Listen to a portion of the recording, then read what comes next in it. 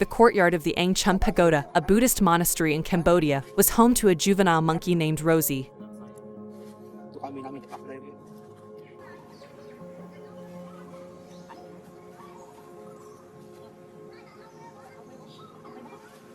She recently gave birth to a kid, but she did not want to raise him. She was furious with her husband since he had abandoned her and their child, and she believed the boy wasn't really hers because of the way he appeared.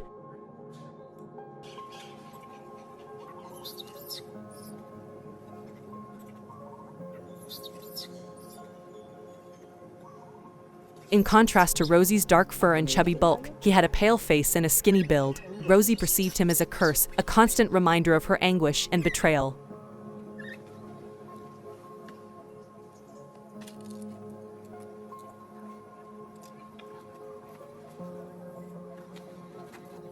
She abandoned him in a courtyard corner in the hopes that he would pass away or be picked up by someone else.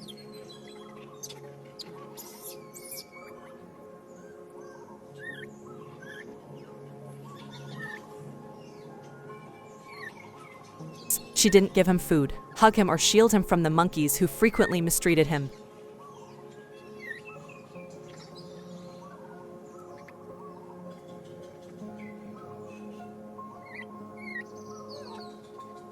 The infant sobbed nonstop because he was thirsty, chilly, hungry, and afraid. He yearned for his mother to adore him, but she didn't.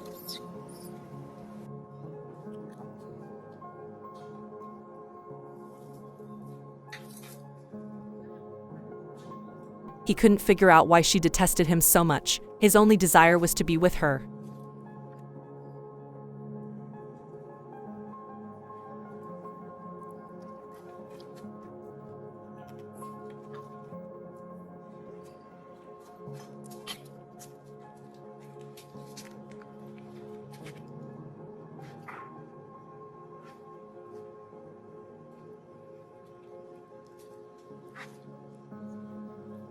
A kind-hearted monk by the name of Safia once visited the courtyard to feed the monkeys.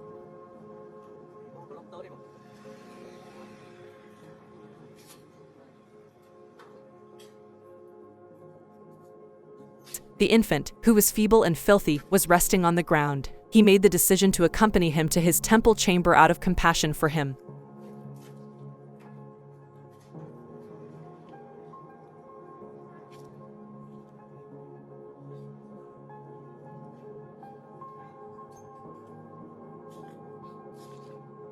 He gave him a good cleaning, covered him with a blanket, and gave him some milk. For the first time in his life, the infant felt warm and cozy.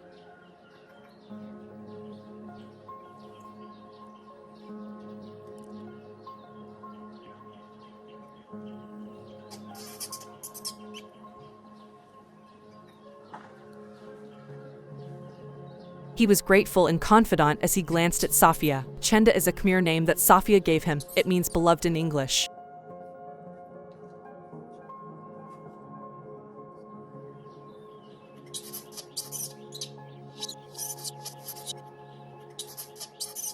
Every day, he looked after him and taught him how to walk, talk, and play. He also imparted to him lessons on Buddhism, kindness, and compassion.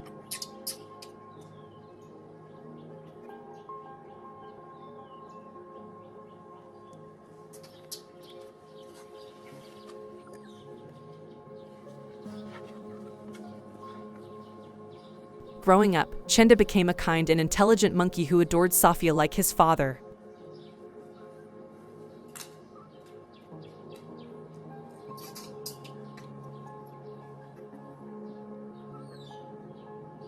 Rozy caught a glimpse of Chenda but failed to identify him as her son. He appeared to her like a new monkey who had just arrived at the temple.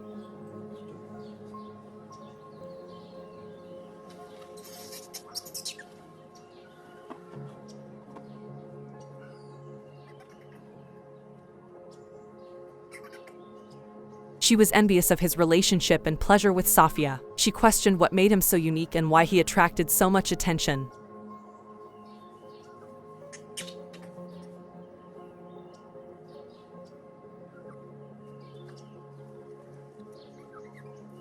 She made the decision to exact revenge on him and make him suffer just like she did.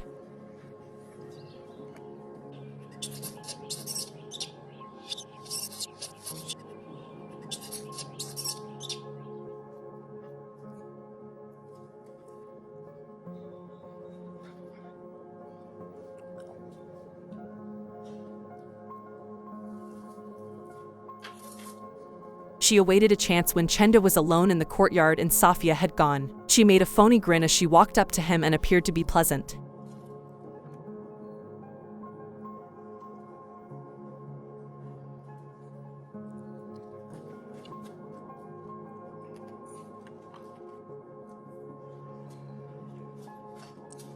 He was given the opportunity to play with her as she brought him to a remote area where she had buried a sharp stone.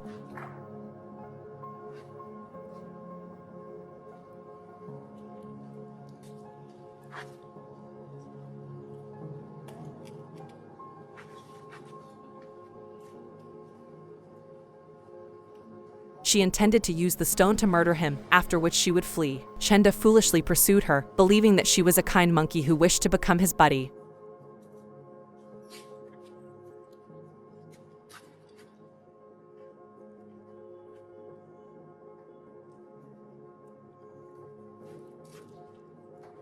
He was unaware of her motherhood or her hatred for him. He had faith in her and thought their time together would be enjoyable.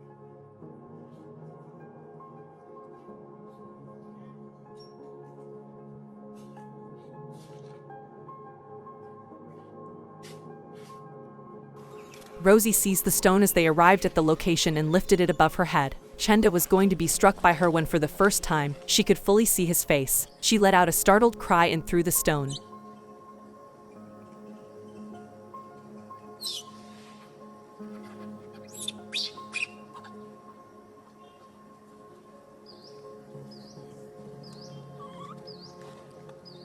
He was her son, the one she had rejected and abandoned, she realized. He had developed a similar appearance to his father, the man she had loved and lost.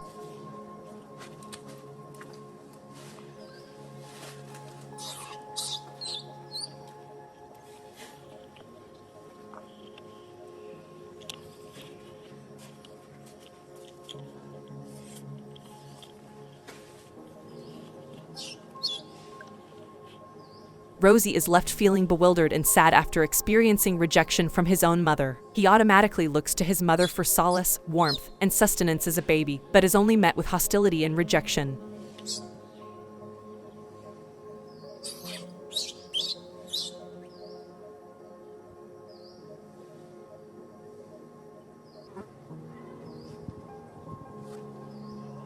Rozy's frail brain is tremendously burdened by this tragic truth, which causes him to feel intense grief and a strong need for the affection he so badly needs.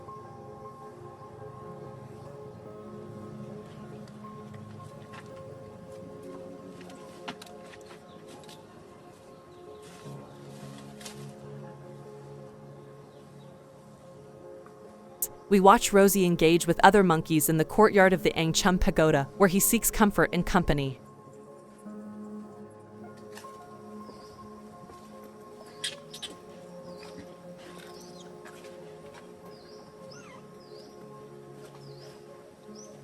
His instinctive awareness of his mother's absence and the hole it leaves in his life, however, is constantly there.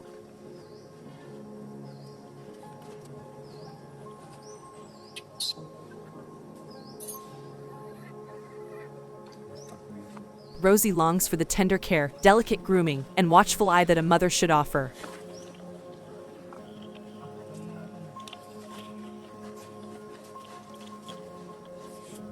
Rozy observes other infant monkeys. His grief grows as he watches the children being cared for and attended to by their mothers.